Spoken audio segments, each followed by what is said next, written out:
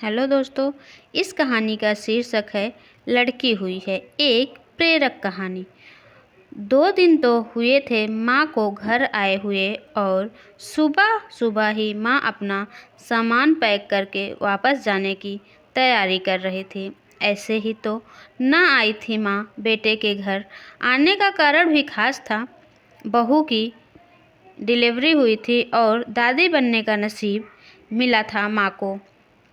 माँ दौड़ी दौड़ी खुशी खुशी अपने कॉलेज से छुट्टियाँ लेकर आई थी अपने पोते का मुंह देखने के लिए। एक बड़े कॉलेज में लेक्चरर होने के बावजूद माँ की सोच अभी भी पुरानी टाइप की थी, जो पहले से यह सोच कर बैठी थी कि पोता ही होगा तो अच्छा होगा। माँ के अरमानों पर तब पानी फिर गया जब बहू ने बेटे को नहीं बेटी को जन्म दिया। हालांकि माँ यह सब अपने चेहरे पर दिखाना नहीं चाहती थी, लेकिन उनका बर्ताव सारी बातें बयां कर रहा था।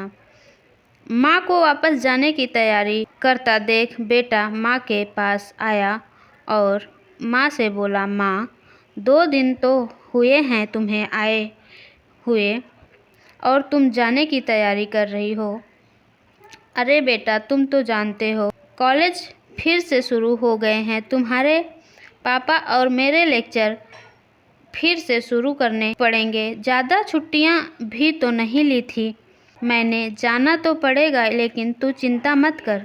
थोड़े दिन बाद मैं और तुम्हारे पापा दोनों ही वापस आएंगे। अगले दिन सुबह सुबह माँ नहा धोकर जाने के लिए तैयार थी।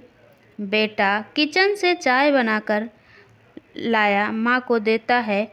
माँ बेटे को बहू और पोती के बारे में पूछती है। बेटा कहता है दोनों सो रहे हैं। माँ बेटे से कहती है, खुशी की बात है बेटा, तेरे यहाँ लक्ष्मी ने जन्म लिया है। लेकिन मेरी मानो तो अब तुम और बहू मिलकर एक और बच्चा प्लान करो ताकि तेरी फैमिली पूरी हो जाए। हो सकता है मेरी बातें तुम्हें पुराने ज़माने की लगे, लेकिन थोड़ा प्रैक्टिकल हो कर सोच। बेटा अच्छे से जानता था कि माँ जो कह रही थी और जो कहना चाहती थी वह बातें दोनों ही बहुत अलग थी। बेटे ने अपने जेब से अपना मोबाइल फ़ोन निकाला और उसमें कई मैसेजेस माँ को दिखाए और बोला, देखो माँ, तुम्हारी बात तुमसे पहले यह दर्जनों लोग मुझे मैसेज में कह चुके हैं। हर कोई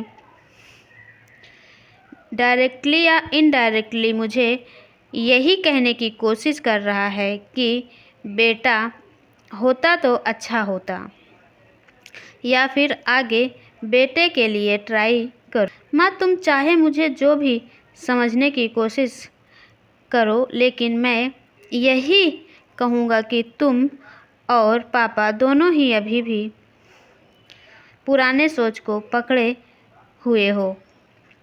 और ऐसा मुझे इसलिए कहना पड़ रहा है क्योंकि अगर मेरा बेटा हुआ होता तो आप इतनी जल्दी जाने की तैयारी न कर रही होती और उसे अपने हाथों में लेकर यहाँ से वहाँ खिला रही होती, और पापा भी यहाँ पर होते। 21वीं सदी में जी रहे हैं हम, फिर भी ऐसी मान्यताएं पापा और आप दोनों से मुझे ये उम्मीद नहीं थी। आप हजारों बच्चों को लेक्चर देते हो और खुद इस तरह के विचार रखते हो।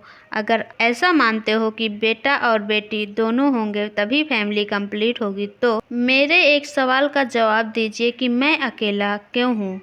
मुझे कोई बहन क्यों नहीं है? माँ पास बेटे के सवालों का कोई जवाब न था। वह अपनी नज़रें झुकाए हुए वहाँ से चली। बेटा अपनी माँ से बहुत प्यार करता था। वह बिल्कुल उनका मान नहीं करना चाहता था, लेकिन गलत विचारों का समर्थन करना भी उसे ठीक नहीं लगा। यह सारी बातें बहू ने भी सुन ली थी।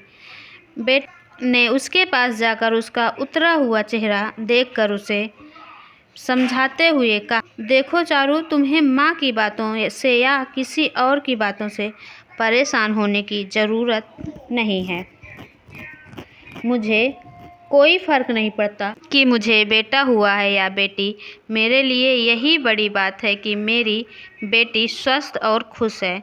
चारू बोली, मैं माँ की बातों से या किसी और की बातों से बिल्कुल परेशान नहीं हूँ, लेकिन हाँ, मैं परेशान ज़रूर हूँ। मैं एक समाज सेविका हूँ और मैं हर दिन कई लड़कियों से मिलती हूँ। अचरज की बात यह है कि मुझे आज तक एक भी लड़की ऐसी नहीं मिली जो कहती हो कि लड़की होने की वजह से उसे अलग तरीके से ट्रीट ना किया गया हो या कुछ सहना ना पड़ा हो। मैं खुद एक औरत हूँ और इस बात का अनुभव मैंने भी किया है। और अब जब हमारे घर में भी एक लड़की ने जन्म लिया है तो मैं परेशान हूँ।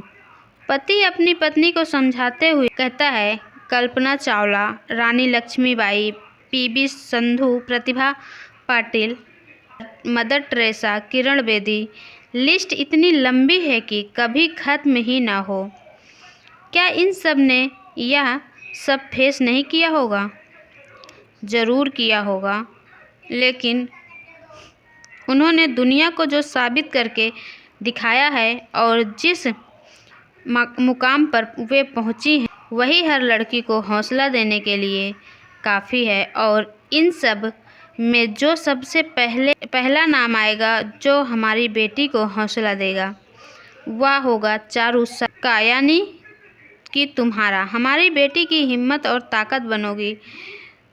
तो दोस्तों, मैं आशा करती हूँ आपको ये स्टोरी ज़रूर पसंद आई होगी। पसंद आई हो तो मेरे चैनल को सब्सक्राइब कर दें, लाइक कर दें, शेयर कर दें। और हाँ, आपकी कोई भी राय इस स्टोरी के बारे में है तो आप मुझे कमेंट बॉक्स में ज़रूर बताएं। तो मैं मिलती हूँ अगले वीडियो में, तब तक के लिए नमस्कार।